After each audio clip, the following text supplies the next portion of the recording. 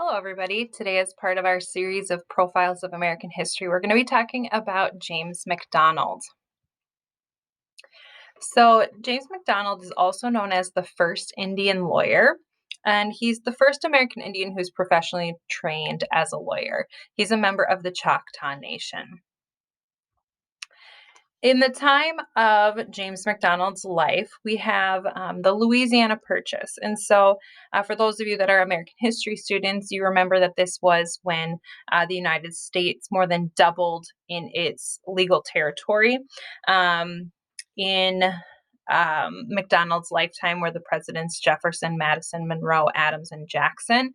And of those presidents, Jackson will be the first president not from New England. And Jackson is very well known for having a dislike towards American Indians and um, an obvious attitude and aggressive rhetoric of trying to push American Indians further west. This is a time of intense border disputes, not just between Americans and Native Americans, but also with British and French and Spanish. We have intense westward expansion and exploration during this time, which in previous years and decades, this exploration and expansion westward would have been handled by diplomacy primarily. So American Indians would have primarily attempted to negotiate treaties, have official meetings, where gift giving and contracts and treaties would have been signed. And those practices were going away. And then at the end of McDonald's life, we have the Indian Removal Act. We have the official removal of the 5 civilized tribes to Indian Territory, which is mostly Oklahoma. So, who is McDonald? He was born in 1801 in Mississippi, and he had a fairly short life. He died in 1831. He had a European father and a Choctaw mother, and his mother really wanted her son to become a bilingual tribal leader. And so that influenced his education, where he was in part raised by Quakers. He attended the Quaker schools, was sent to Maryland to obtain higher education, eventually obtain a law degree, but because he was an American Indian, was unable to obtain a job. And so he returned to Mississippi in order to work on behalf of the Choctaw Nation. MacDonald believed it would be futile to use force to reverse the tide of this persecution. As a consequence, he became one of the first Native leaders to devise a political response to the new American national reality. He believed that political negotiations between the United States and educated Native leaders could establish the basis for long-term survival for groups like the Choctaw. So, in the eras before McDonald, tribal leaders, chiefs would have been meeting with representatives of the US government. And that resulted in treaties that were created and broken, created and broken. And really, what McDonald believes is that a new era needs to happen where there are American Indians that are educated in the American system so that they can work within that system to protect their treaty rights. A turning point for the Choctaw tribe was at Dwights Stand. This is before Jackson was president, but he was sent there on behalf of the United States. He was a military general at the time in an attempt to negotiate a treaty for Choctaw lands.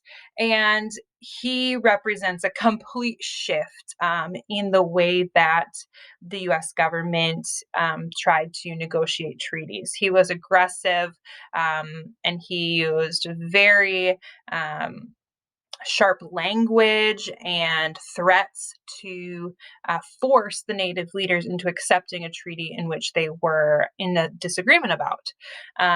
After Dwights Stand, Jackson portrayed the American Indians as backward aliens and, said that the only solution to this national problem would be to remove them.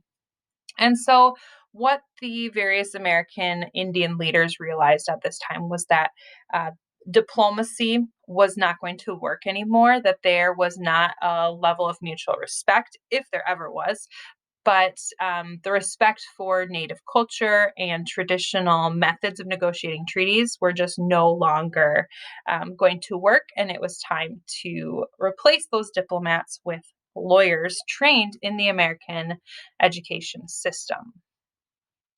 The Choctaws became convinced during the 1820s that they needed an advocate who could counter the Americans' logic, stall their ambitions, and blunt their threats. They no longer needed a charismatic chief, they needed a lawyer. In the decades to follow, other tribes reached the same conclusion. So, McDonald, in his short career, one of the primary things that he did initially was he advised Choctaw leaders when they went to Washington, D.C. So, there was a group of leaders who traveled to Washington, D.C. in hopes of protecting their homeland, obtaining compensation for previously lost lands. And it took time, but eventually McDonald was able to um, get a contract, get a treaty that was acceptable to the leaders. He asserts the idea of tribal rights. He's one of the first American Indians to do that. And he exposed the American contradictions. Really, if Americans value freedom and democracy, how is it that they consistently treat American Indians in the manner that they have? He also lobbied Congress for citizenship for American Indians. This was a new idea that many American Indians were in dispute about as well, but it was something that he advocated for and lobbied Congress. So, why is McDonald significant? His career marks the beginning of a new approach. This shift from diplomacy or violence to having an actual American Indian lawyer to work within the court system, which we end up seeing this process take place after the Indian Removal Act with Rochester v. Georgia. That was in regards to the removal of American Indians to Indian territory.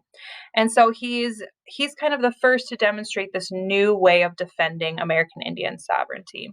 And he will inspire a new generation of American educated leaders within the Native nations. For a brief moment in 1824, James McDonald became the Choctaws' lawyer. His short career marks the birth of a new approach to federal power, and by extension, the beginning of an American Indian political activism that was to inspire tribal leaders across the continent.